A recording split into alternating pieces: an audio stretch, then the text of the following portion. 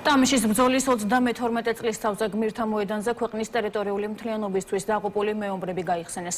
აფხაზეთის ავტონომიური რესპუბლიკის მთავრობის თავმჯდომარე გიორგი ჯინჭარაძემ აფხაზეთის მთავრობის წევრებთან, უმაღლესი საბჭოს დეპუტატებთან და აფხაზეთის მეომართა კავშირის წარმომადგენლებთან ერთად საქართველოს ერთიანობისთვის ბრძოლაში დაყუპული გმირების ხსოვნას პატივი მიაგო და გმირთა მემორიალი გვირგვინით შეამკო. 1993 წლის ივლისს დაბა ტამიშთან აფხაზურმა მხარემ რუსეთის სამხედრო ხომალდით საზღვაო დესანტი გადმოსცა. ქართულმა მხარემ რამდენიმე დღენი ბრძოლის შედეგად 300-მდე მებრძოლი დაკარგა. მიუხედავად დიდი დანაკარგისა, ქართულმა ჯარისკაცებმა დესანტის მოგერიება შეძლეს, პოზიციები შეინარჩუნეს და საზღვაო დესანტი მთლიანად გაანადგურეს.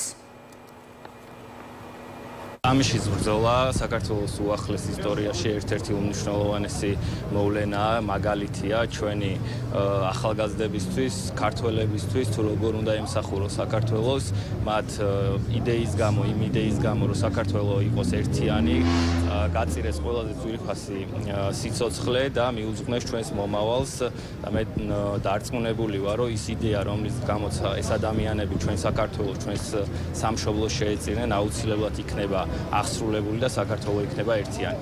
ღმერთმა თითეული ის გმირი გაანათლოს, მათ ოჯახებს კიდევ ერთხელ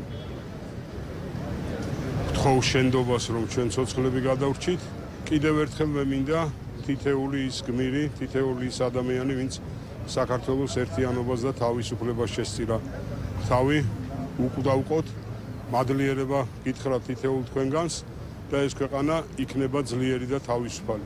ღირსეულია ჩვენთვის 300 მებრძოლი დაიღუპა ჩვენი და ეს უფრო დიდი ზარალი მიადგა, ნამდვილად მიადგა ზარალი მაშინ და ეგ იყო და არის ჩვენთვის ყოველთვის ვიკრიბებით ასე დღეზე და მე მოვიგონი ჩვენი 300 მებრძოლი ბიჭები და მნიშვნელოვანია ძალიან რომ დღევანდელ დღეს ვიკრიბებით 10 სოლის გუნდისთვის.